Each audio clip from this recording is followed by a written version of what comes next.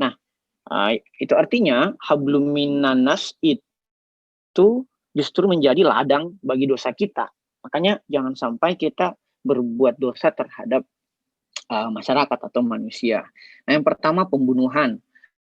Pembunuhan itu baik itu membunuh diri sendiri ataupun membunuh orang lain. Bahkan menurut Yuval dalam Homo Deus, angka kematian terhadap bunuh diri itu sekarang lebih banyak dibandingkan angka kematian terhadap korban perang atau genosida. Sehingga pembunuhan itu merupakan bagian dari dosa besar. Yang kedua, durhaka pada orang tua. Nah, durhaka pada orang tua ini menjadi bagian dari dosa besar karena sabdanya Rasul SAW, berkhidmat kepada orang tua adalah salah satu bidang jihad atau salah satu dimensi jihad. Dulu seorang anak muda pernah bertanya kepada Rasul, ya Rasul, sesungguhnya saya ingin ikut berjihad dalam perang bersamamu, tetapi saya masih memiliki dua orang tua yang sudah uzur. Jawab Rasulullah bahwa sesungguhnya berkhidmat kepada orang tua adalah jihad yang lebih besar. Nah, dosa yang ke-21 adalah memutuskan silaturahmi. Silaturahmi artinya tali persaudaraan atau kasih sayang. Ini paling banyak nih. Misalnya dalam momen pilkada seperti saat ini, silaturahmi putus gara-gara hanya perbedaan pilihan politik. Padahal esensi dari ajaran Islam, sebagaimana hadis yang sering kita kutip, adalah silaturahmi atau memasukkan kebahagiaan kepada hati orang yang tertindas. Nah, ini penting untuk kita terapkan.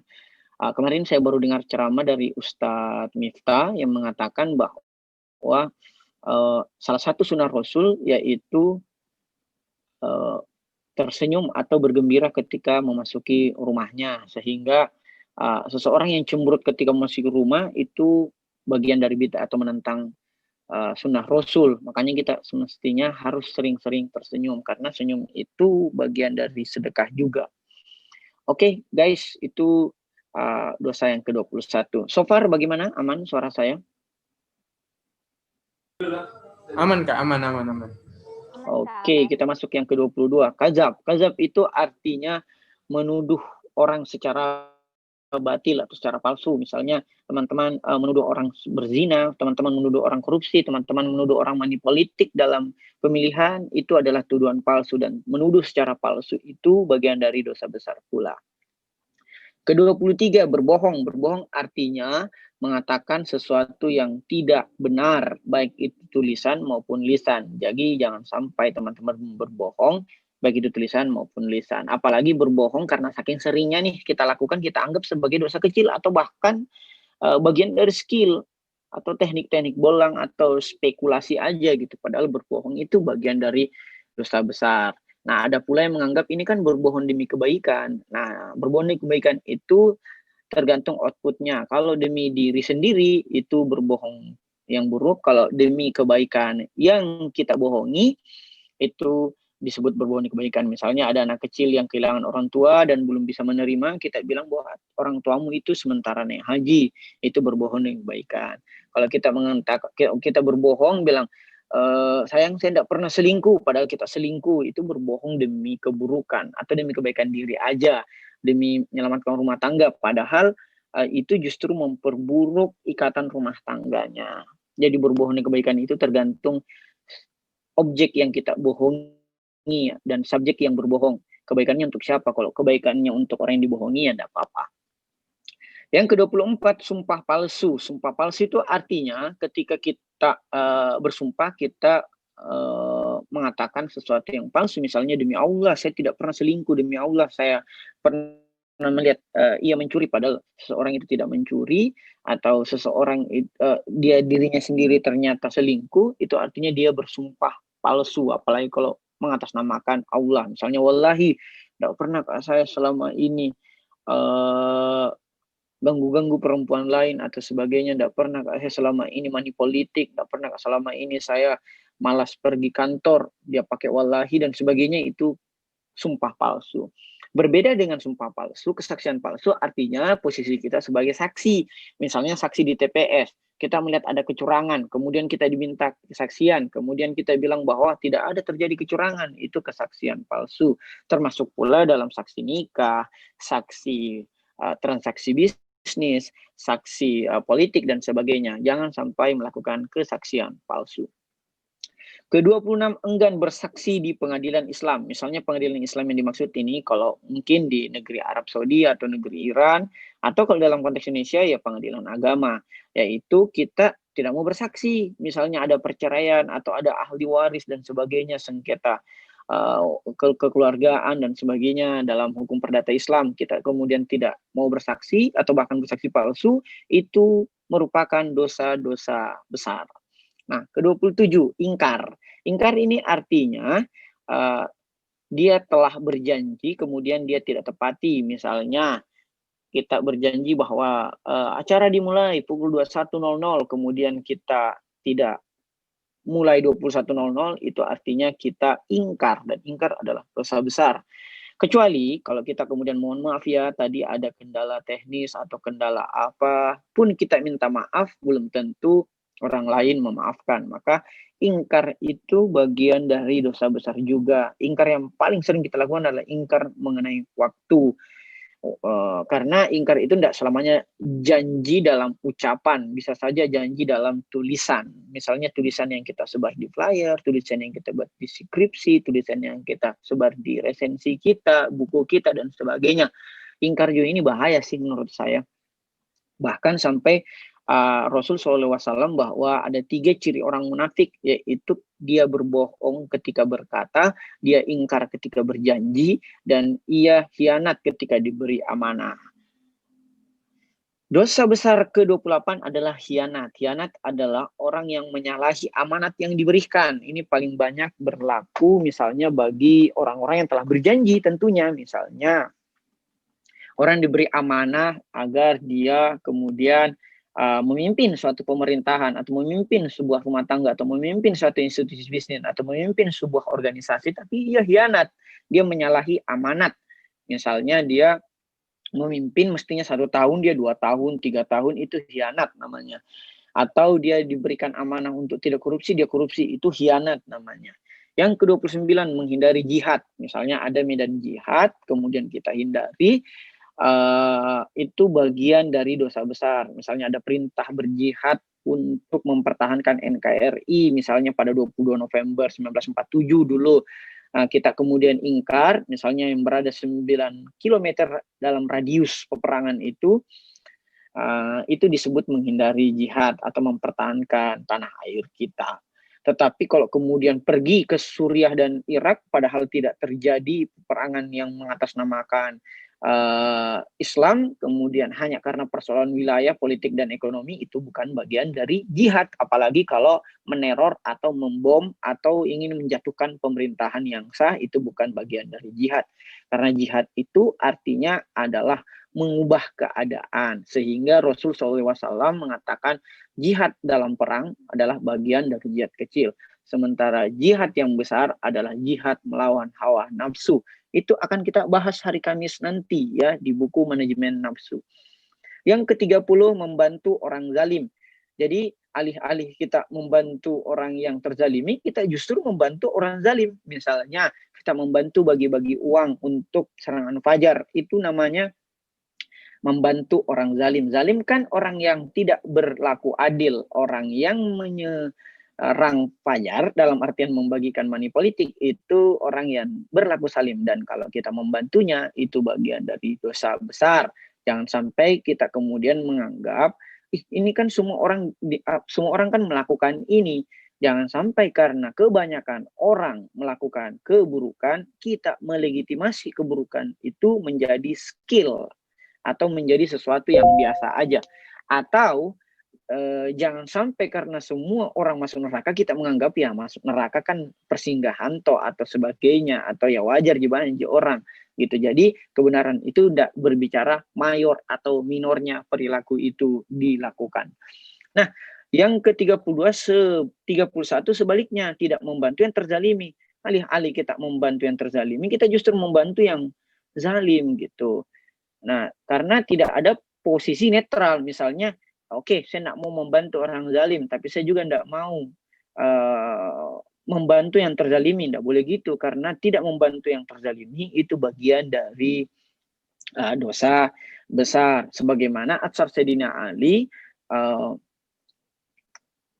kejahatan yang terorganisir itu mengalahkan kebaikan yang tidak terorganisir. Makanya kebaikan itu harus kita organisir dengan apa? Saling membantu dalam orang-orang yang terzalimi atau kaum mustadafin ini.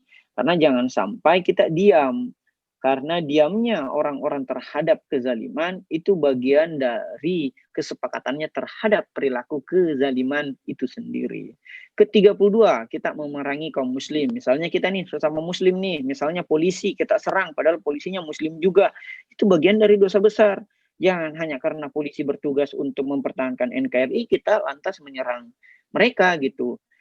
Belum tentu mereka yang salah, bisa saja pimpinannya yang korup, tapi kita serang oknum-oknum polisinya. Misalnya bawahan-bawahannya, padahal mereka yang nggak bersalah, padahal mereka juga menyembah Tuhan yang sama dengan kita.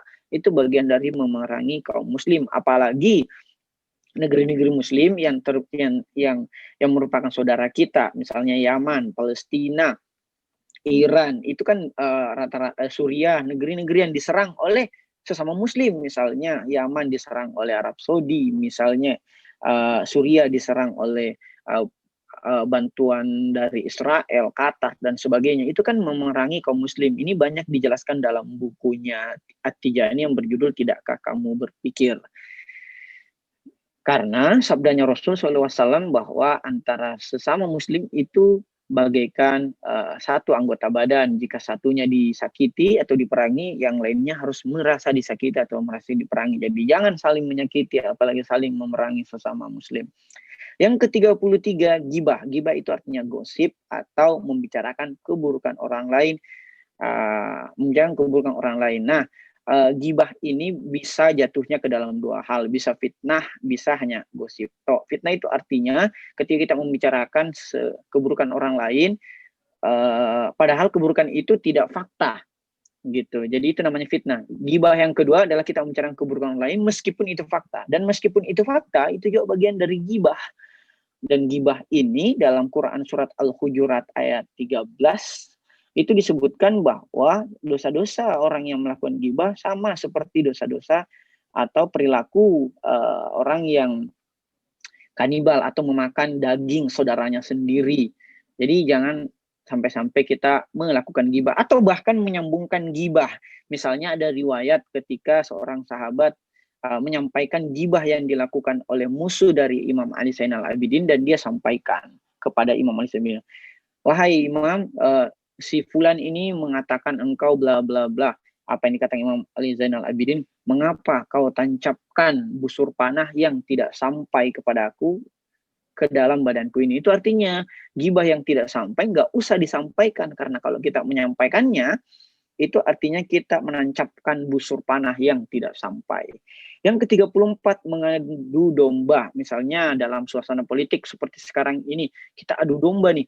Masa kubu satu begini, masa kubu dua begitu, dan sebagainya, kita adu domba. Misalnya dalam pertemanan, dalam organisasi, dalam bisnis, dalam asmara, kita sering mengadu domba, itu bagian dari dosa besar pula. Yang ke-35, menghina orang beriman. Misalnya kita bully nih, apalagi yang kita bully ustadz. Misalnya Habib Lutfi baru-baru dihina oleh salah satu akun anonim atau yang tidak sama antara namanya yang di medsos dengan namanya di KTP. Akhirnya dia dilaporkan oleh salah satu pihak karena menghina orang beriman, dalam hal ini Gus Lutfi, Habib Lutfi. Apalagi Habib Lutfi ini adalah ketua Sufi internasional gitu. Kok Ustadz dihina-hina seperti itu? Jadi jangan sampai kita menghina orang beriman, apakah itu dia Ustadz atau orang yang biasa saja kayak seperti kita. Nah itu guys, dosa terkait sosial. Sementara dosa terkait fisikal, misalnya zina. Makanya dalam Al-Quran di situ disebutkan, janganlah kau bukan hanya melakukan zina, tapi janganlah kau mendekati zina. Mendekatinya pun terlarang. Zina ini bisa zina fisikal atau badan, bisa juga zina independen. Misalnya zina independen ini mungkin masturbasi atau onani. Bisa juga zina pikiran atau zina pandangan. Dia sering lihat di explore Instagram maybe, atau dia sering menghayal hal yang jorok, itu bagian dari zina juga atau bagian dari mendekati zina. Nah, yang ke-37 adalah sodomi. Sodomi ini artinya berhubungan badan yang mana melalui anus, maaf ya. Jadi ini biasa dilakukan oleh orang yang homoseksual maybe ya, atau bahkan suami istri yang mencoba melakukan sensasi seks yang berbeda. Ini sesuatu yang terlarang karena anus itu digunakan untuk membuang kotoran, bukan untuk penetrasi dalam hubungan suami istri. Nah, yang ke-38 miras. Miras ini biasa ada juga yang bilang, "Balok kan itu bukan miras." Oh, sesuatu yang banyaknya memabukkan sedikitnya pun haram. Itu sabda Rasul Shallallahu Alaihi Wasallam. Miras ini bukan hanya dalam bentuk arak, bisa juga sekarang dalam konteks narkoba, ganja dan sebagainya, itu juga bagian dari miras, atau benda-benda baik itu makanan dan minuman yang esensinya adalah memabukkan kita atau membuat kita tidak sadar. Saking bahayanya miras ini, Rasul Shallallahu Alaihi Wasallam bersabda, seorang yang mabuk itu tidak boleh sholat selama 40 hari karena dia harus dibersihkan dulu. Bahkan dosa-dosanya orang yang mabuk itu setara dengan dosa bersenggama dengan ibu kandung sendiri. Nauzubillah min dzalik. Yang ke-39 adalah memakan bangkai, daging babi dan darah. Misalnya teman-teman yang mendapat hewan di hutan, kemudian itu sudah dalam bentuk bangkai, itu juga dosa besar. Termasuk juga daging babi, itu dosa besar. Misalnya jangan karena menganggap ini kan kondisi darurat, kita musafir. Ya musafir kan masih banyak alternatif lain, kecuali kalau tidak ada sekali lagi makanan di dalam hutan, misalnya itu pun juga bukan untuk menyangkan, tapi untuk bertahan hidup saja. Larang juga mengkonsumsi darah, misalnya ada penyanyi yang minum darah agar suaranya nyaring atau tinggi dan sebagainya, itu juga terlarang. Nah, terakhir dosa terkait finansial. Yang ke-40 judi, baik itu judi online maupun judi luring, itu semua terlarang. Sabung ayam dan sebagainya, itu terlarang. Baku ogor, sewa bola dan sebagainya, itu terlarang ya, judi. Nah, 41 mengurangi timbangan. Ini biasa dilakukan oleh para pedagang. Misalnya 10.000, kemudian dikurangi timbangannya menjadi cuma 800 kg dan sebagainya, itu bagian dari dosa besar. Termasuk mengurangi timbangan ini yang dilakukan salah satu yang terduga melakukan korupsi, yaitu mensos kita. Dia akan mengurangi timbangan atau minta jatah dan sebagainya. Yang ke-42 mencuri. Mencuri ini ya sama ya, korupsi. Korupsi baik itu mencuri satu genggam beras sampai kepada bertriliun-triliun uang, itu bagian dari mencuri dan dosanya dosa besar. Semakin banyak kita curi, semakin besar dosa yang menimpa kita di kemudian hari. 43 kolusi. Kolusi itu artinya kita melakukan suap gitu. Jadi suap, bukan swab test ya, tapi suap, SUAP. Jadi suap itu artinya kita memberikan uang atau barang kepada seseorang agar dia memenuhi keinginan kita, padahal dia tidak ingin memenuhi keinginan kita. Hanya karena dia disuap barang atau uang, ia kemudian terpaksa memenuhi keinginan kita, atau dalam kondisi darurat karena dia tidak ada uang, akhirnya dia menerima itu. Ini yang paling banyak mungkin akan masyarakat kita lakukan besok, yaitu kolusi. Padahal sabdanya Rasul SAW, yang menyuap dan disuap masuk neraka. Payah juga sih, padahal besok ini tanggal 9 Desember atau hari anti korupsi. Di saat yang bersamaan menjadi hari perayaan korupsi nasional. Bahkan kita pestakan korupsi itu besok. Jadi lucu juga sih, hari anti korupsi kita tandai dengan hari mematikan anti korupsi itu sendiri, atau hari merayakan korupsi itu sendiri. 44 enggan melunasi utang. Utang sebenarnya tidak terlarang, tapi kalau kita udah berniat tidak melunasi atau bahkan tidak mencatat atau tidak mengkonfirmasi, itu bagian dari dosa besar. Nah, apalagi bagi kalangan-kalangan pengusaha-pengusaha pemula, misalnya kayak teman-teman, kayak di resensi dan sebagainya, punya utang, ya harus dicatat, dikonfirmasi, harus diperjelas kepada si donaturnya itu sendiri. Yang ke-45 boros. Nah, boros juga ini dosa besar ya. Boros itu artinya mengeluarkan lebih banyak daripada yang seharusnya gitu, yang Misalnya kalau kita makannya bisa cuma 1 piring, kita ambil 2 piring, 3 piring, dan sebagainya, itu boros. Atau bergaya hidup mewah, mestinya kita sudah bisa naik mobil Avanza, kita kemudian beli jet, padahal kita belum mampu beli jet, itu bagian juga dari boros. Bahkan kalau kita mampu beli jet tapi tidak kita gunakan, ya itu juga bagian dari boros. 46, tidak membayar zakat. Nah, ini juga bagian dosa besar, baik itu zakat fitrah di setiap 1 Syawal ataupun zakat-zakat lainnya. Misalnya kayak humus, kayak sedekah dan sebagainya, itu juga wajib kita bayarkan, bahkan salah satu rukun Islam. 47, menipu. Menipu ini artinya bagaimana kita melakukan sesuatu yang secara permukaan sudah benar, padahal di dalamnya itu tidak benar. Itu disebut sebagai menipu. Misalnya ketika kita bilang bahwa saya berjanji saya akan menjadi suami yang baik, padahal enggak. Atau misalnya saya adalah seseorang pemimpin yang amanah, jujur, dan cerdas, padahal kita orang yang sangat korup, sangat sering membodoh-bodohi, dan sangat-sangat ingkar, itu bagian dari penipuan juga. 48, menimbun dan pasar gelap. Menimbun artinya misalnya kemarin kayak masker nih, lagi langka, kita timbun supaya harganya membengkak dulu baru kita jual. Itu bagian dari dosa besar. Itu juga bagian dari menggelapkan pasar.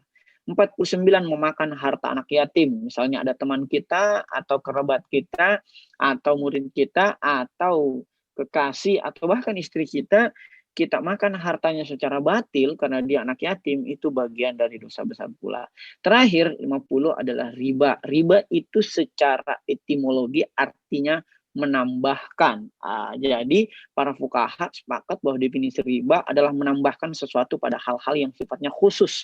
Misalnya bunga pada perbankan, itu sangat-sangat terlarang. Kecuali kita memahami bunga itu sifatnya sangat-sangat memudahkan dan hanya untuk keperluan administrasi kantor tersebut, misalnya pegawainya dan sebagainya. Itu mungkin bisa dibicarakan di akad atau di bagian keuntungan bersama, misalnya bank-bank syariah dan sebagainya. Terima kasih, itu 50 dosa besar bagian pertama dan bagian kedua.